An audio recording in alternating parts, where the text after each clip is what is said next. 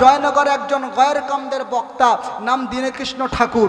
আমরা যেরকম বক্তব্য দিই উনিও বক্তব্য দেয়, তবে ওনার বক্তব্য দেওয়ার একটু স্টাইলটা আলাদা, ধরনটা আলাদা। উনি হিন্দু ভাইদের একজন বক্তা দীনকৃষ্ণ ঠাকুর, কিন্তু যখন কথা বলে অথেন্টিক যুক্তি সহকারে কথা বলে, সত্য কথাটা সামনে আনে। আর ওনার সর্বদা মেসেজ এটাই যে তোমরা ধর্মীয় গোড়ামি ছেড়ে দিয়ে শিক্ষা সচেতনতা বাড়াও, শিক্ষা আন্দোলনের দিকে এগিয়ে যাও, মানুষে ভেদাভেদ বন্ধ করো। বাবরি মসজিদ যাদেরকে দিয়ে ভাঙানো হয়েছিল তারা মূলত ছিল নিচু জাতির মানুষ। দীনকৃষ্ণ ঠাকুর বলছে, হিন্দু ভাইদের একজন বক্তা। যে বাবরি মসজিদের মাথায় প্রথম আঘাত করলো সে একটা নিচ জাতির ছেলে।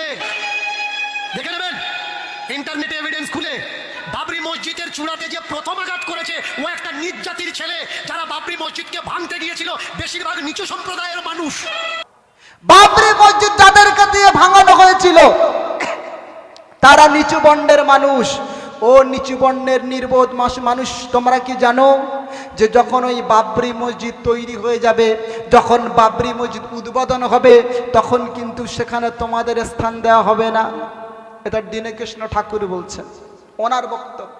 বলছে আমি এটাই চাই, আমি জানি আমার উপরে হামলা হতে পারে, মামলা হতে পারে, প্রাণনাশ আমি যে কোনো সময় হতে পারি, কিন্তু শুনে রাখো তারপরেও এই অন্যায়ের বিরুদ্ধে সত্যের বিপক্ষে দাঁড়িয়ে সত্যের পক্ষে মানবতার পক্ষে আমি কথা বলবো।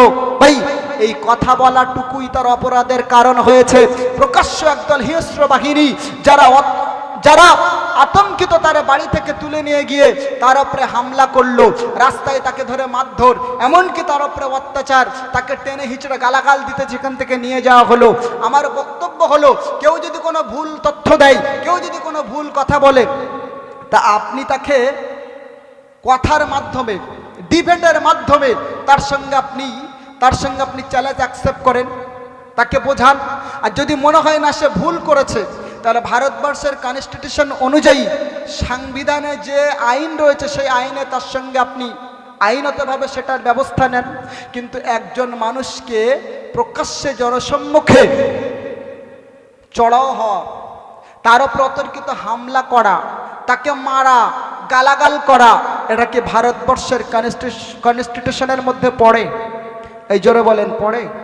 এক শ্রেণী মানুষ এই ভারতের আইনকে পরিবর্তন করে দিতে চাচ্ছে, নিজের মন গড়া আইন বানাতে চাচ্ছে, ইতিহাস থেকে মুসলমানদের নাম মুছে ফেলতে চাচ্ছে, তারা নতুন করে ইতিহাস লিখতে চাচ্ছে। আর সেখানে উল্লেখ করবে যে পৃথিবীর জমিনে একটা নির্বোধ জাতি ছিল, সে জাতির নাম হলো মুসলমান। কি জাতি? এই কি জাতি বললাম? যারা বলে মুসলমান জাতি। আমি আপনাদেরকে বলছি শোনেন, মুসলমান জাতি কখনো বোকা জাতি ছিল না। মুসলমান কোরআন ছেড়েছে, তাই আজকে বিশ্বের জমিনে মুসলমান বোকা হিসেবে বিবেচিত হয়েছে। কথা কি ভুল বলছি বলে মনে হয়? যারা বলে পৃথিবীর জমিনে মুসলমান সব জানে, কোরআন জানে না। হঠাৎ বড় লোক, বিশাল ঘর, বিশাল বাড়ি, খাট, ড্রেসিং টেবিল আর আলমারি, বউ এসে বলতেছে শোনো সব সাজিয়েছি, ইতালিয়ান ফার্নিচার, ঘরে সব আছে, খালি একটা জিনিসের অভাব, কমতি আছে, একটা দামি জিনিস, দামি চিজ কিনবে কালকে। বলে কি? বলে জানো না কোরআন শরীফ? তা বলে কোরআন তুই পড়তে পারিস? তা বউ বলছে না আমি পারিনি। বলে আরে খেপি তুই পারিস না, আমিও পারি না, তো কোরআন কিনে হবে কি? বলে বেশি তর্ক করো না, টাকা হয়ে গেছে বলে তর্ক করছো না। ছেলে মেয়ের ঘর, একটা কোরআন রাখা ভালো, ভূত আসবে না। কি আসবে না? যারা বলে ভূত আসবে না। আরে কোরআন কি ভূত তাড়ানোর জন্য এসছে? হ্যাঁ, কোরআন ভূত তাড়ার জন্য আসেনি, আর শুধু তাবিজ করে গলায় পড়ে ঘুরে বেড়ানোর জন্য আসেনি। আর রমজান মাসে বাইরে বার করে একটু বাপ মা কবে মারা গেছে, তো রমজান মাসে এলে মেয়েরা মনে করে না কোরআন বার করে একটু পড়তে হয়, এটাই মেয়েরা মনে করে। করে না? করে না? জোরে বলেন ভাই। কোরআন শরীফ কত পাওয়ারফুল কিতাব, আপনাদেরকে আমি একটা মাত্র তথ্য দিচ্ছি, শুনে রাখেন। বিশ্বের জমিনে যত বড় বড় মহামনীষী, বিজ্ঞানী, দার্শনিক যার জন্ম হয়েছে আর জন্ম হবে, কিয়ামত পর্যন্ত যত আবিষ্কার পৃথিবীতে হবে সব কোরআনুল কারীম থেকে ধার করতে হবে। কোরআনের বাইরে পৃথিবীতে না কিছু আছে আর না কিছু হবে। জোরে বলেন সুবহানাল্লাহ। There is no problem in the world that Islam has not solved. বিশ্বের জমিনে এমন কোনো সমস্যা নেই যার সমাধান ইসলাম আপনাকে দেয়নি। আর হযরত মুহাম্মদ সাল্লাল্লাহু আলাইহি ওয়াসাল্লাম তিনি তার টোটাল জীবনে যত কথা বলেছেন প্রত্যেকটি কথা বিজ্ঞান ভিত্তিক, গণিত ভিত্তিক, যুক্তি ভিত্তিক, সাইকেল এবং সায়েন্টিফিক ভিত্তিক। যদি কোনো মায়ের লাল প্রমাণ করতে পারে যে হযরত মুহাম্মদ সাল্লাল্লাহু আলাইহি ওয়াসাল্লামের কথা বর্তমান সমাজে চলবে না, তিনি অবৈজ্ঞানিক কথা বলেছেন, ভিত্তিহীন কথা বলেছেন, ভুল কথা বলেছেন, মন গড়া কথা বলেছেন, আমি চ্যালেঞ্জ করছি যদি কেউ প্রমাণ করতে পারে আমি আমার মাথা নাড়া করব আর এই বক্তব্যে ওটা চিরতরে ছেড়ে দেব, তার পেশাব পায়খানার পানি সারা জীবন তুলব। কিন্তু কোনো মায়ের লাল পারিনি, পারবে না, আর আগামী দিনেও সম্ভব না। কথা বলেন ঠিক না বেঠিক? নবীর বিপক্ষে যদি কেউ কথা বলে তাহলে মনে করবেন ওর কথাই ভুল আছে, খুব তাড়াতাড়ি সংশোধিত হবে। কথা বুঝতে পারছেন? মুসলমানের ছেলেরা মনে রাখুন, আল্লাহর হাবিবকে আল্লাহ পাক কেমন হাবিবে তাবিবে নবী করেছেন। এ মুসলমানের ছেলেরা, আল্লাহ পাক যে নবীকে तमाम পৃথিবীর সৃষ্টি জগতের সবার উপরে আল্লাহ পাক আমার নবী পাকের মাকাম, আমার নবী পাকের মর্তবা দিয়েছেন। যারা বলেন সুবহানাল্লাহ। এজন্য একজন ফার্সি কবি বলেছেন, বাস তুহে বাস কিসসা তুইদ বাদ তুহি খুদা মুখতাসার। আল্লাহর পরে সৃষ্টি জগতে সবার উপরে যার মর্যাদা, সবার উপরে যার সম্মান, তিনি হলেন আল্লাহ পাকের নবী মুহাম্মদুর রাসূলুল্লাহ। যারা বলেন সুবহানাল্লাহ। একটু ইমানের আওয়াজ নিয়ে বলা যায় না সুবহানাল্লাহ? এ মুসলমানের ছেলেরা, জওয়ান যুবকেরা শুনে রাখুন, একজন আরবি কবি, আরবি যাদের মাতৃভাষা, ওই আরবি ভাষার উপরে আল্লাহর নবীর উপরে তিনি একটা দুটো কবিতা নয় 30,000 কবিতা রচনা করেছেন। কটা কবিতা বললাম? 30,000 কবিতা রচনা করেছেন। 30,000 কবিতা লেখার পরে ওই কবি নবীজির শানে বলতেছেন, ইয়া হাবিবি ওয়া তাম হিবরু ইয়ারাই ওয়া কাদাত হায়াতি আনতাতি। ওগো আমার মাহবুব, আমি আপনার শানে লিখতে লিখতে, ওগো আল্লাহ পাকের নবী, আমি জওয়ান থেকে বৃদ্ধ হয়ে গেছি, আমি জয়ীফ হয়ে গেছি, আমি দুর্বল হয়ে গেছি। ওগো আল্লাহ পাকের নবী, আমি আপনার শানের মান সম্পর্কে লিখতে লিখতে একটা দুটো 2000 20,000 নয় 30,000 কবিতা রচনা করেছি গো নবী। এরপরে যেন কেন জানি আমার মনে হয়, ওগো আল্লাহ পাকের হাবিব, আমি আপনার হক সম্পূর্ণ রূপে আমি এখনো আদায় করতে পারলাম না। জোরে বলেন সুবহানাল্লাহ। একটু ইমানের আওয়াজ দিয়ে বলা যায় না সুবহানাল্লাহ? এ মুসলমানেরা শুনে রাখেন, এটা গেল একজন কবির কথা। আল্লাহর নবী সাল্লাল্লাহু আলাইহি ওয়াসাল্লামের যুগে একজন কবির জন্ম হয়েছিল। নবীজির কবি যাকে বলা হতো শায়েরে রাসূল, যার নাম শায়েরে রাসূল, যিনি নবীজির হয়ে কাফেরদের এগেইনস্টে কবিতা লিখতেন, যার নাম হলো হাসান বসরি। কি নাম বললাম?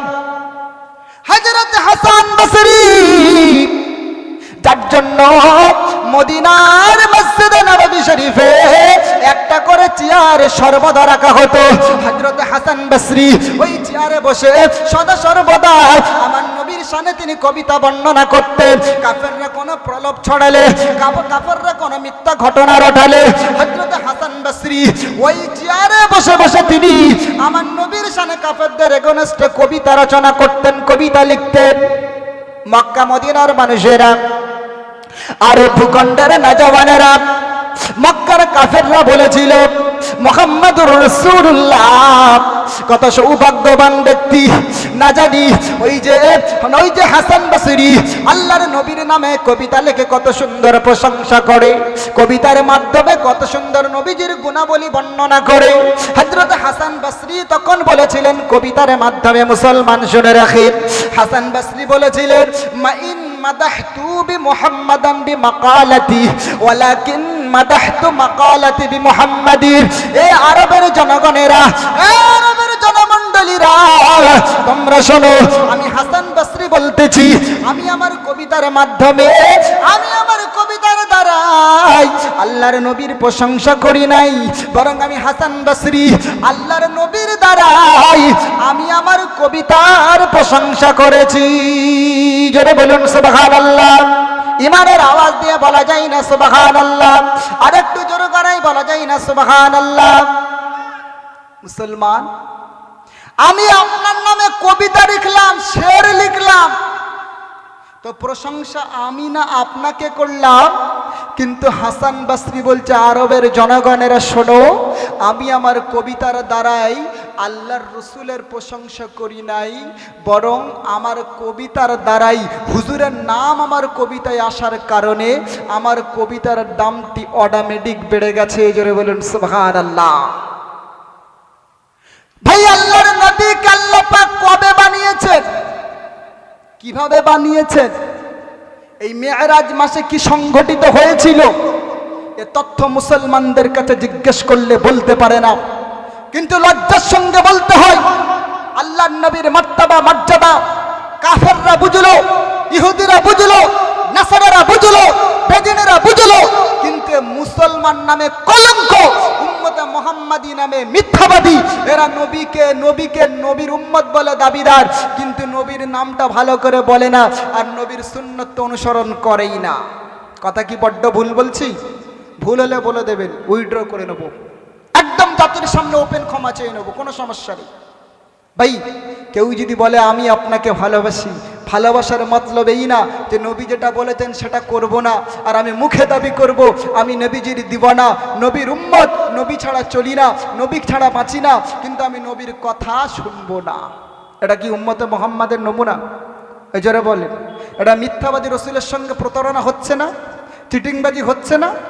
হ্যাঁ, বলে আমি বিশ্ব নবীকে ভালোবাসি, নবীর নামে বিষয় হুই ছুই, গদগদা মন, কেউ নবীর এগেনস্টে কিছু বললে তাকে মারতে যাই, রেগে যাই, তাকে আমরা মানে ইনসেস করি, কত রকম ভাবে বকাবকি করি।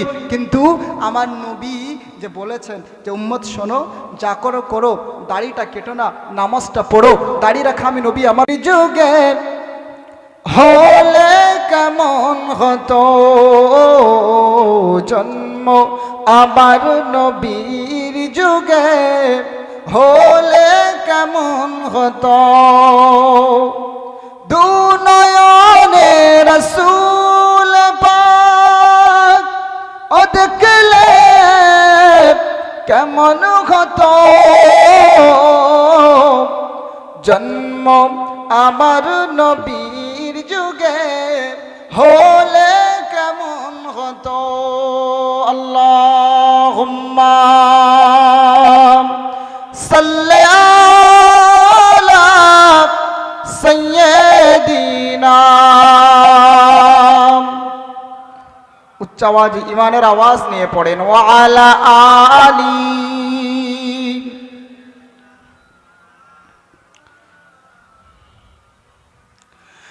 আজ তো ভেসে হযরতে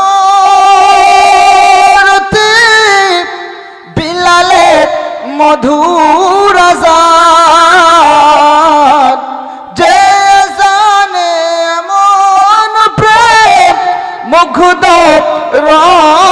রহমান,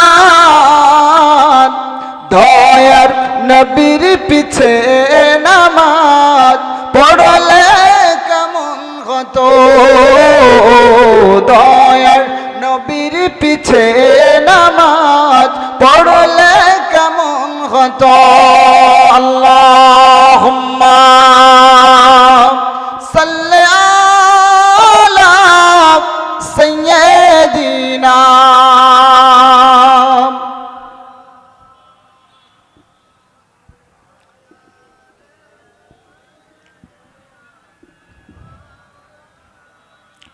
হাজারো ব্যথা বেদনার পরে ফিরে আসনি তুমি আপন গড়ে, দিনের আলো তুমি ছড়িয়ে দিতে চলে গেছো মদিনায় মক্কা ছেড়ে, হে রাসূল তোমাকে ভুলি আমি কেমন করে। আল্লাহুম্মা সাল্লি আলা সাইয়্যিদিনা।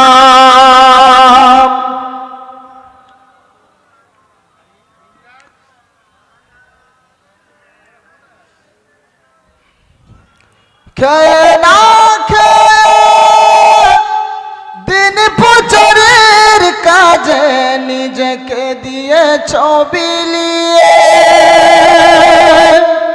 তায়েফের বেদিনেরা চিল্ল না এ আলো দুষ্টু ছেলেদের পেছুলে লিয়ে দিল পাথরের আঘাত খেয়ে ক্ষত বিক্ষত হয়ে সারা শরীর দিয়ে রক্ত ঝরে হে রাসূল তোমাকে ভুলি আমি কেমন করে আল্লাহুম্মা সাল্লি আলা সাইয়্যিদিনা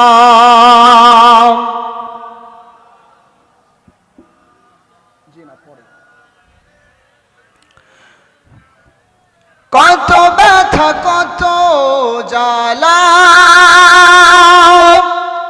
সয়েছ যে তুমি তোমারি খুনে লাল তায়েফের ভূমি ফরিস্তা শিয়া চাহে শাস্তির হুকুম লৌহ মাখা মোহাম্মদ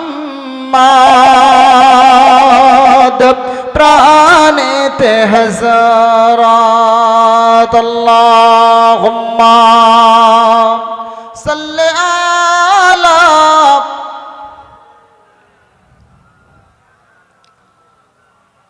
বসে বসে আগে আসো মন আমার কাঁদড়ে প্রাণ আমার কাঁদড়ে যেতে সোনার মদিনা ওই মদিনার পথের ধুলি জোড়াই মন বেদনা মন আমার কাঁদড়ে প্রাণ আমার কাঁদড়ে যেতে সোনার মদিনায় আল্লাহুম্মা সাল্লি আলা সাইয়্যিদিনা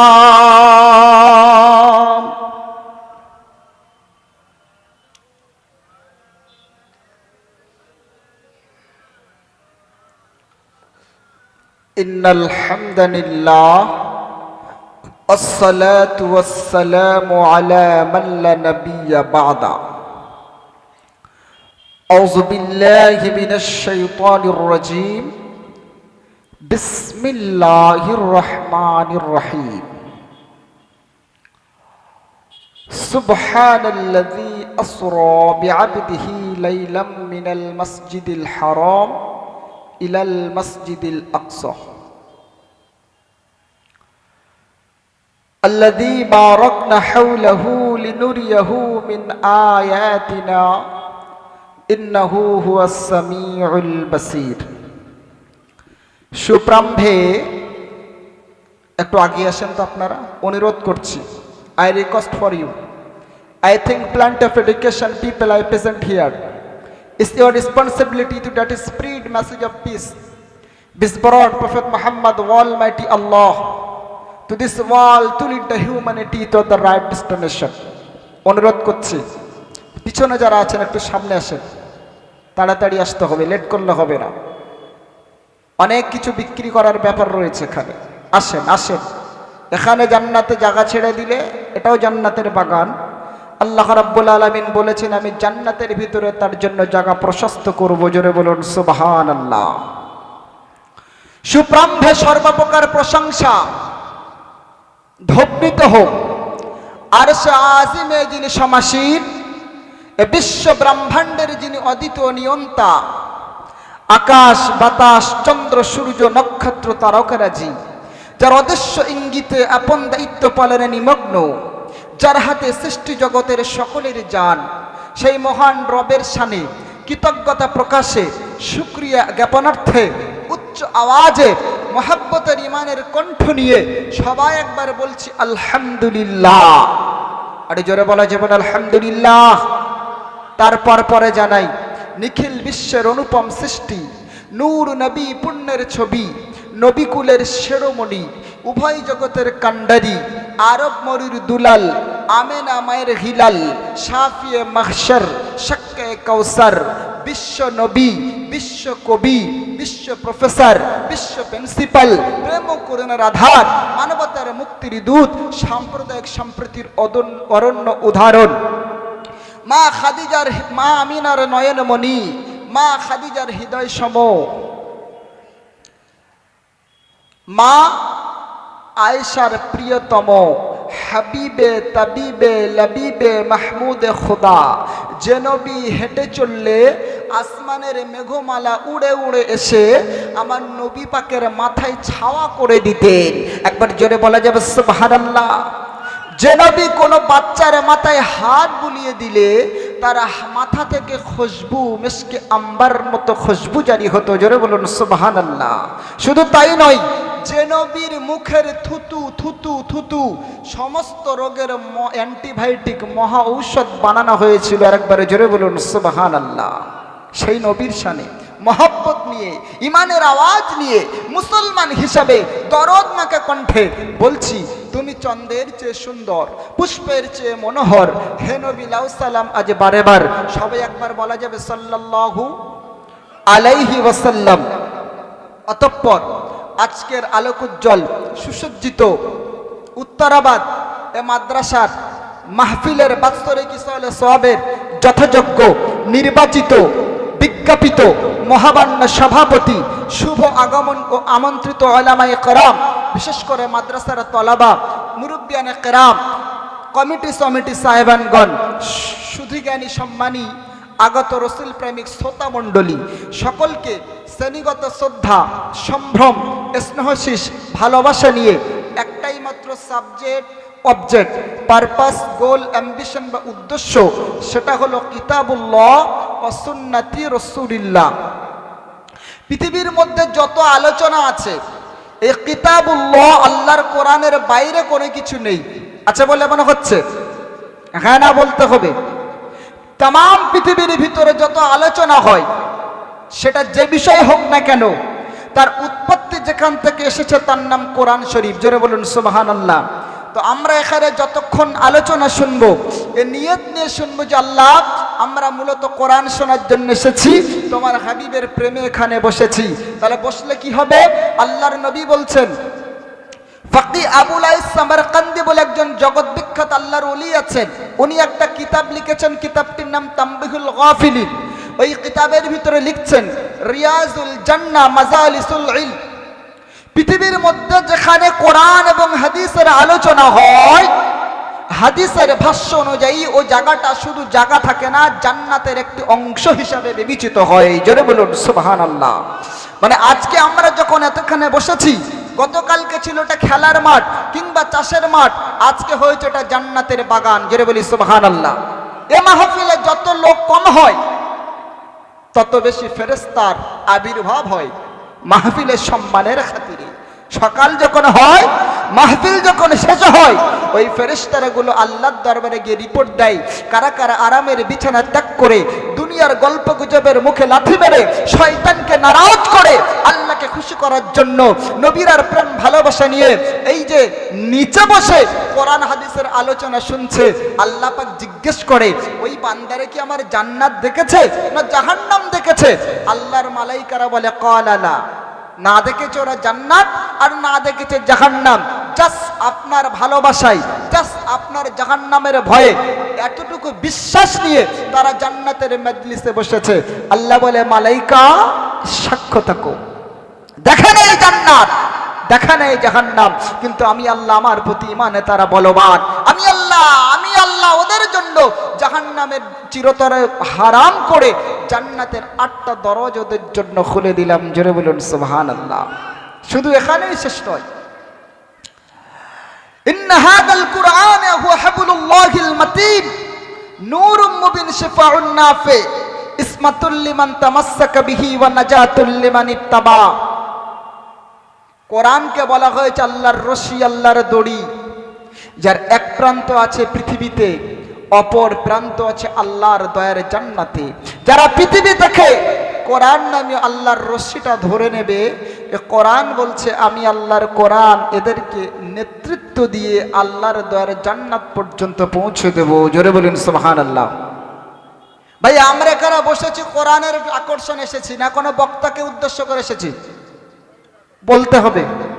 আল্লাহর ভালোবাসায়, রসুলের মহব্বতে, কোরআনের জ্ঞান চর্চা, জ্ঞান অন্বেষণের উদ্দেশ্যে এ মাহফিল আমরা বসেছি। না কোনো বক্তাকে টার্গেট আর না কোনো তাবারককে টার্গেট আছে নাকি? যদি কমিটির উদ্দেশ্য হয় যে ভালো বক্তা আসবে, সুন্দর আলোচনা করবে, কানটা খুশি হবে, মানে গ্রামের মানুষ বলবে বাহ বাহ খুব ভালো বক্তা নিয়ে এসেছেন, এই যদি কোনো কমিটির উদ্দেশ্য থাকে, কোনো শ্রোতার উদ্দেশ্য থাকে, কোনো বক্তার উদ্দেশ্য থাকে, তাহলে রসুল বলছেন ইন্নামাল আমালু বিন্নিয়াত। এটা বুখারী শরীফের হাদিস। বুখারী শরীফের হাদিস, বুখারী মানে মুহাম্মদ বিন ইসমাইল বুখারী।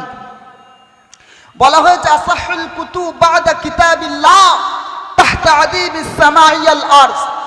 আল্লাহর আসমানের নিচে জমিনের উপরে কোরআনের পরে সবচেয়ে বিশুদ্ধতম নির্ভরযোগ্য কিতাবের নাম হলো বুখারী শরীফ। সুবহানাল্লাহ বলবেন, একটু জোর গলায় বলবেন। কিয়ামত পর্যন্ত যত মুহাদ্দিসিনের জন্ম হবে, তাম পৃথিবীতে সমস্ত মুহাদ্দিসিন যে মানুষটির কাছে মাথা নত করতে বাধ্য, তিনি হলেন ইমাম বুখারী রাহমাতুল্লাহ আলাইহি। উনি বুখারী শরীফ নামে হাদিসের কিতাব রচনা করলেন, তাম পৃথিবী সফর করলেন, আর যেখানেই যেতেন নবীজির হাদিসগুলো সংরক্ষণ করতেন। মুসলমানের ছেলেরা, জওয়ান যুবকেরা, ওরে আমার সোনার মানিকেরা, সোনার মাইনারা, মনে রাখুন আমরা পৃথিবীর জমিনে অনেক হাফেজে কোরআন দেখেছি, হাফেজে কোরআন। আরে মুসলমানের ছেলেরা, জওয়ান যুবকেরা, সোনার মানিকেরা, ওরে আমার সোনার মাইনারা, মনে রাখুন আমরা হাফেজে কোরআন পৃথিবীর জমিনে দেখেছি, দেখেছি না দেখি না, এখানে না বলতে হবে। হাফেজে কোরআন দেখেছি, কিন্তু পৃথিবীর জমিনে আমরা হাফিজুল হাদিস আমরা সচক্ষে দর্পণ করার সুযোগ হয়নি।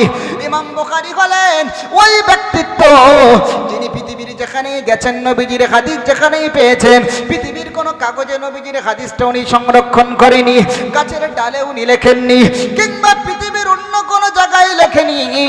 ইমাম বুখারী রাহমাতুল্লাহ পৃথিবীর যেখানে গেছেন, নবীজির হাদিস যেখানে পেয়েছেন, ওই হাদিসগুলো উনি ওনার সিরার ভিতরে, উনি ওনার হৃদয়ে সংরক্ষণ করেছিলেন। জোরে বলি সুবহানাল্লাহ। একটু ইমানের আওয়াজ দিয়ে বলা যাবে না সুবহানাল্লাহ? মুসলমানেরা, ইমাম বুখারী রাহমাতুল্লাহ আলাইহি উনি যে হাদিসের কিতাব রচনা করেছেন, ওই হাদিসের এই কিতাবের সর্বপ্রথম যে হাদিস নিয়ে এসেছেন, ওই হাদিসের প্রথম অংশ হলো ইন্নামাল আমালু বিন্নিয়াত। ও বাবাজি আমার ভাইরা, বলে রাখুন আল্লাহ পাকের নবী হাদিস পাকে বললেন तमाम পৃথিবীর ভিতরে সমস্ত মানুষের উপরে ওই কাজে নির্ভরশীল যেটা সে নিয়ত করে রেখেছে। আপনি যে নিয়ত করে জলসা এসেছেন, আল্লাহ আপনার ওই নিয়তকে পূর্ণ করবে। আপনি যে নিয়ত করে হিজরত করে বাড়ি থেকে রওনা জলসার দিকে মুখ হয়েছেন, ওই নিয়তকে আল্লাহ আপনার কবুল করে নেবে। আর যদি আপনার উদ্দেশ্য হয় যে আমি কোরআন হাদিসের আলোচনা শুনবো, নবী আমার হাদিস পাকে বলতেছেন এই নিয়ত করার কারণে ওই অবস্থায় যদি কোন আল্লাহর বান্দা বান্দির মরণ হয়ে যায়, মরে গেলে ওর মরণটা আমার আল্লাহ দয়া করে শাহাদাতের মর্যাদা দান করবে। আর একটু জোরে বলা যাবে না? ইমানের আওয়াজ দিয়ে বলা যায় না সুবহানাল্লাহ? নারে তাকবীর, আরো জোরে তাকবীর দেন, নারে তাকবীর। আবার শোনাচ্ছেন ভাই, এবারে আপনাকে বলছি तमाम পৃথিবীর ভিতরে মুসলমানদের কাছে বুখারী শরীফের দাম অনেক বেশি। ফারুক আজম ওমরের নাম আপনারা শুনেছেন, যে ফারুক আজমের কথার অনুপাতে বাঘ আর ছাগল এক ঘাটে পানি পান করতো। সুবহানাল্লাহ বলবেন না? একটু জোরে বলা যাবে না? যে ওমরে ফারুক রাস্তা দিয়ে গেলে তার ভয়ে শয়তান ওই রাস্তায় চলতো না। আরেকবার জোরে বলেন। সেই ওমর রাদিয়াল্লাহু তাআলা একটি হাদিস আপনাদের বলছি, উনিও বলছেন আমি আমার জীবনে দুটো জিনিস যদি না পেতাম তো আমি ওমর মরে যাওয়া বেঁচে থাকার থেকে মরে যাওয়াকে বেশি প্রাধান্য দিতাম। কি? এক নম্বরে হযরত ওমর বললেন, এক নাম্বার সেটা হলো হযরত ওমর বললেন, যদি কোরআন এবং হাদিস শোনার মজলিস পৃথিবীর জমিনে না পেতাম। সুবহানাল্লাহ বলেন। কত বড় কথা একবার চিন্তা করেছেন? শুনতে হয়তো হালকা লেগেছে আপনাদের। হযরত ওমরের মতো মানুষ বলছেন, যার পিছনে জান্নাতের স্টাম্প লাগানো আছে, যে ওমরের সম্পর্কে নবীজির ভাষ্যমত, আনা খাতাবান নবিয়্যুন লাকানা নবিয়্যাম বাদি, আমি হলাম শেষ নবী। কে বলছেন? আল্লাহর নবী বলছেন, আমি হলাম শেষ নবী। যদি পৃথিবীর মধ্যে আমার পরে কেউ নবী হয়ে আসার সৌভাগ্য লাভ করত, তো নবী হওয়ার সমস্ত কোয়ালিটি, কোয়ান্টিটি কিংবা যোগ্যতার দক্ষতা যে মানুষটার ভিতরে বিদ্যমান, তিনি হলেন আমার সাহাবী হযরত ওমর। সুবহানাল্লাহ বলেন। ওই ওমর বলছেন, আমি বেঁচে থাকার থেকে মরে যাওয়াকে বেশি পছন্দ করতাম যদি নবীর হাদিস আর আল্লাহর কোরআন শোনার মতো মজলিস পৃথিবীর জমিনে না পেতাম। সুবহানাল্লাহ বলেন। আজ মুসলমানের ছেলেরা আমরা সেই মজলিসকে অবমাননা করি। জি না, লক্ষ টাকা বাজেট করে জলসা করা হয়। গোটা বাংলাতে আমি ঘুরি, গোটা আসাম, ত্রিপুরা, মেঘালয় সব জায়গাতে যাই। যখন আমার দাড়ি ওঠেনি একটু একটু, তখন আমি বিমানে করে আসামে প্রোগ্রাম করি। এখন সেই বাংলাদেশ পর্যন্ত। মনে রাখেন তো জি, যেটা দেখছি বর্তমান জলসার অবস্থা, লক্ষ টাকা বাজেটের জলসা হচ্ছে, লক্ষ লক্ষ টাকার বক্তাও আসছে। ভাই, আষাঢ়ে গল্প আর কিছু গোজামিল কথা, সেই সঙ্গে কিছু রূপকথার কাহিনী, ঠাকুমার ঝুলি, এমন কিছু কথা দিয়ে বক্তা 2 ঘন্টা পার করে দেয়। সোহবতে তালেতনার সালেতনা। ভাই, বক্তা কি বলে বক্তাও ভালো বোঝে না, আর যে শ্রোতা শোনে সেও ভালো উপলব্ধি করতে পারে না। 2 ঘন্টা সময় পার করে দেয়, মোটা একটা বান্ডিল গুনে নিয়ে বক্তা বাড়ি চলে যায়।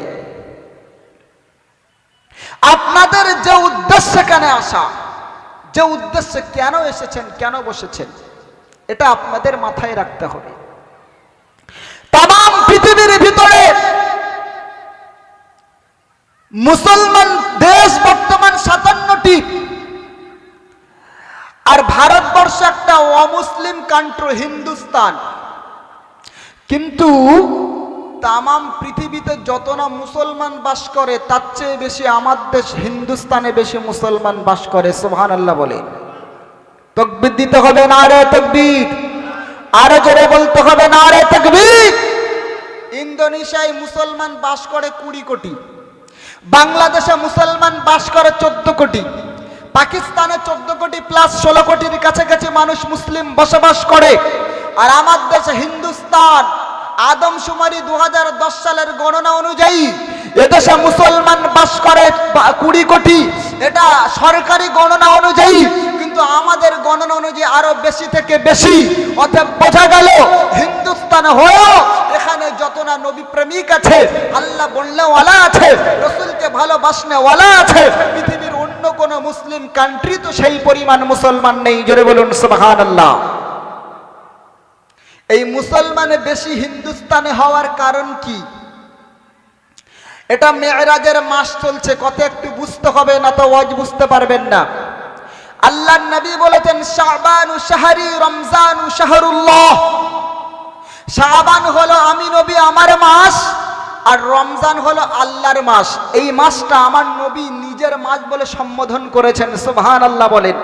আমরা যে মাসে এখানে বসেছি, অর্থাৎ এ মাসের একটা গুরুত্ব, একটা ফজিলত, একটা মর্যাদা, একটা সম্মান, একটা বরকত আল্লাহর দরবারে আছে না নেই? আম্মা জান আয়েশা থেকে হাদিসটি বর্ণিত।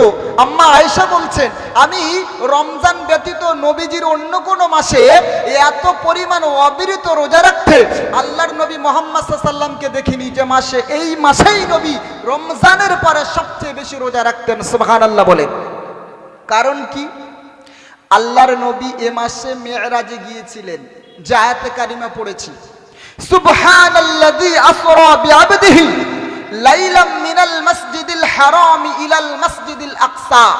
সুবহান শব্দের অর্থ প্রশংসিত সেই সত্তা, যিনি তার বান্দাকে ভ্রমণ করিয়েছেন, ঊর্ধ্ব জগৎ সফর করিয়েছেন, মসজিদে হারাম থেকে মসজিদে আকসা পর্যন্ত।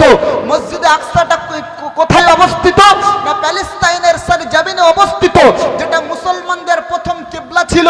আর মুসলমানদের প্রথম কিবলা ছিল বলেই আজ ইসরায়েলের ইহুদিরা একদল ইসলাম বিদ্বেষী বিদ্বেষীরা, মুসলমানদের জানে দুশমন, চিরশত্রু যারা, তারা এই ইসলামের একটা ঐতিহ্য, মুসলমানদের প্রথম কিবলা, মুসলমানদেরকে কাছ থেকে ছিনিয়ে নেওয়ার জন্য পুরো বিশ্বের বিচার ব্যবস্থার সামনে সেখানে মুসলমানদেরকে হত্যা করছে।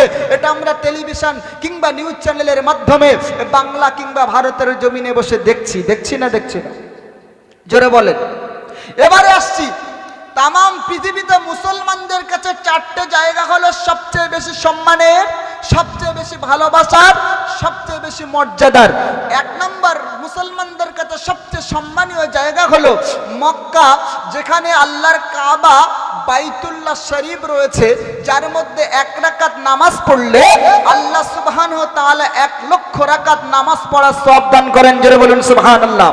একটু ঈমানের আওয়াজ নিয়ে বলা যাবে না সুবহানাল্লাহ? একটু জোর গলায় বলা যায় না সুবহানাল্লাহ?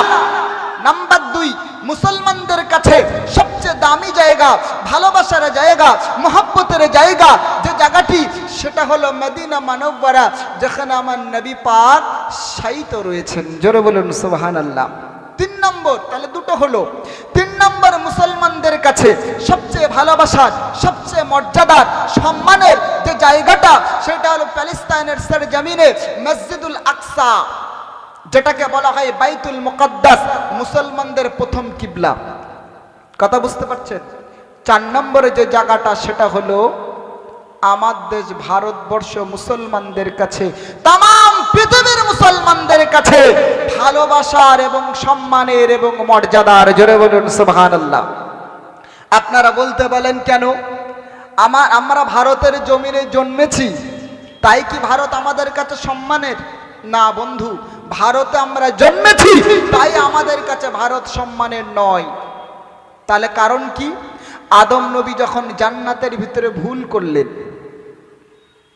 আল্লাহ পাক বললেন, এ আদম, জান্নাতের ভিতরে ভুল করেছো, জান্নাতের ভিতরে তুমি আর থাকতে পারবে না, জমিনে চলে যাও, জমিনে নেমে যাও। আদম নবী জান্নাতের ভিতরে যে ভুলটি করেছিল, আল্লাহ পাক আদম নবীকে বলেছিল, আদম জান্নাতের ভিতরে থাকো, মন যা চাই তাই খাও, যা ইচ্ছা তাই করো, কিন্তু ওই যে একটা গাছ দেখতে পাও, ওই গাছের ধারে বারে যেও না গো। আদম নবী যে কোনো পরিস্থিতিতে পড়ে হোক, আর বিবির প্ররোচনায় পড়ে হোক, আর শয়তানের ধোকায় হোক, জান্নাতে একটা গাছের ফল আদম নবী পেড়েছিলেন কিংবা খেয়েছিলেন। এই ভুলের কারণে আদম নবীকে আল্লাহ পাক জান্নাত থেকে জমিনে পাঠিয়ে দিলেন। জমিনে পাঠিয়ে দিলেন, জমিনের কোথায় পাঠাবে? আমার আল্লাহ পাক যে জায়গাটা পছন্দ করেছিলেন আদম নবীকে নামানোর জন্য, সেটা হলো আজকে দিনে আমাদের দেশ ভারতবর্ষ। জোরে বলুন সুবহানাল্লাহ। ইমানের আওয়াজ দিয়ে বলা যাবে না সুবহানাল্লাহ? এ মুসলমানের ছেলেরা, জওয়ান যুবকেরা শুনে রাখুন, আল্লাহর নবী আদম তিনি পৃথিবীর প্রথম মানুষ ছিলেন, first man of the world. तमाम পৃথিবীর প্রথম ব্যক্তিত্ব আদম নবী। এবং আদম নবী তিনি শুধু প্রথম মানুষ নন, তিনি ছিলেন একজন প্রথম নবী, ফার্স্ট প্রফেট। তিনি প্রথম নবীও ছিলেন বটে। ওই আদম নবী পৃথিবীর প্রথম যে জমিনে পা দিয়েছিলেন, সেই জমিনের নাম হলো ভারতবর্ষ। জোরে বলেন সুবহানাল্লাহ। আরো যারা বলা যায় না সুবহানাল্লাহ। এজন্য तमाम পৃথিবীর ভিতরে যত না মুসলমান বাস করে, আজ লক্ষ্য করলে দেখা যায় আমার দেশ হিন্দুস্তান, ভারতবর্ষে তার চেয়ে বেশি মুসলমান বাস করে। আদম নবী এসেছিল কোথায়? জায়গাটার নাম আপনারা জানেন না, কিন্তু জানা আপনাদের দরকার। একটু ছেলেরা অ্যান্ড্রয়েড মোবাইল চালাই, বলে সব ঘেটে ঘ করেছি, 100-র উপরে মোবাইল চালিয়েছি, বাইক 8-10টা মানে আমার কাছে অল্টারনেট হয়ে গেছে, কম্পিউটার ঘেটে একদম শেষ করে ফেলেছি, কিন্তু আমি ক্লাস 1-এও পড়িনি। কিন্তু হুজুর আপনি আমার কাছে পারবেন না, বাস্তব বলছি। আমি এক জায়গায় গেছি, একজন আমার পাশে এভাবে গল্প করছে, বলে আচ্ছা বলুন তো আমি শিক্ষিত না মূর্খ? প্রশ্ন করছে।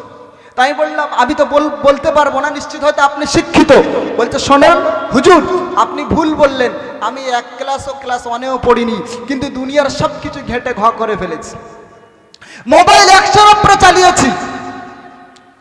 সে আমাকে বলছে, নিজের হাতে মোবাইল খুলে দেখাচ্ছে ভাবে, মোবাইল একটা নিয়ে এলো, খুললো, পুরো ছড়িয়ে ফেললো, দিয়ে আবার সেই মোবাইলটা পুনরায় আবার একা লাগিয়ে দিল। বলে হুজুর আমি যা জানি একটা ইঞ্জিনিয়ারও তাই জানে না। তার মানে কি বলতে চাচ্ছে যে আমি লেখাপড়া না করেও আমি যতটা অভিজ্ঞতা এক্সপিরিয়েন্স আমার রয়েছে, দক্ষতা রয়েছে, এটা কোনো পড়ালেখা জানা মানুষের মধ্যেও নেই। আমি তাকে বললাম, ভাই আপনি কি নামাজ পড়েন? তো তখন মাথা চুলকুচ্ছে। তার একজন মানে পরিবারের একজন ছিল, সে এসে বলতে, তার সম্পর্কে শালা হয়, এসে বলছে হুজুর আমার বোনাই সব কিছু ভালো, কিন্তু একটা জিনিস খুব কালো, সেটা খুব খারাপ। আপনারা তো, আমি বললাম আমি আলেম, আমি বিষয়টা বুঝতে পেরেছি, আমি জানি। বলছে আপনি একটু রিকোয়েস্ট করেন ও যেন অন্তত শুক্রবারের নামাজটা পড়ে। বলে ঈদের নামাজ মাঝে মধ্যে পড়তে যায় না, এজন্য আমার বোনের সঙ্গে ঝামেলা ঝগড়া হতে পিছপা হয় না, ঝগড়া পর্যন্ত হয়। ও ঝগড়া করবে, গ্রামের লোক এক জায়গায় করবে, তাতে রাজি, কিন্তু তারপরে জুমাই যাবে না। কথা বুঝতে পারছেন? আমি তাকে রিকোয়েস্ট করলাম, ভাই এখন একটু একটু ছেলেরা মোবাইল চালাতে পারে, গুগল চালাতে পারে, ইন্টারনেট চালাতে পারে। আমি রিকোয়েস্ট করেছি, I request for you please, আমি অনুরোধ করে বলছি ভাই আপনি একটু কোরআনের বাংলা ট্রান্সলেট এখন প্রত্যেক অ্যান্ড্রয়েড সেটে পাওয়া যায়, পৃথিবীর শ্রেষ্ঠ নিয়ামত এই আল্লাহর কোরআনটা তুমি একটু পড়বে, তোমার জীবন আল্লাহ চাহাতিতে ধন্য হয়ে যাবে। জোরে বলেন সুবহানাল্লাহ। এটা জোরে বলবেন না সুবহানাল্লাহ? আল্লাহ পাক বলেছেন আর রহমান, আমি রহমান, আল্লামাল কুরআন, আমার সর্বশ্রেষ্ঠ দান, আমি আল্লাহ মানুষকে শেখালাম কোরআন। জোরে বলুন সুবহানাল্লাহ। এটা আওয়াজ করে বলা যায় না? তাহলে আল্লাহর শ্রেষ্ঠ দান কি? কোরআন। এবারে একটা তথ্য আপনাদের দিচ্ছি ভাই, যে ইসরায়েলের জেরুজালেমে কিবলাটা, মুসলমানদের প্রথম কিবলা ইসরায়েলের ইহুদিরা নিয়ে নিতে চাচ্ছে, কারণ ওটা মুসলমান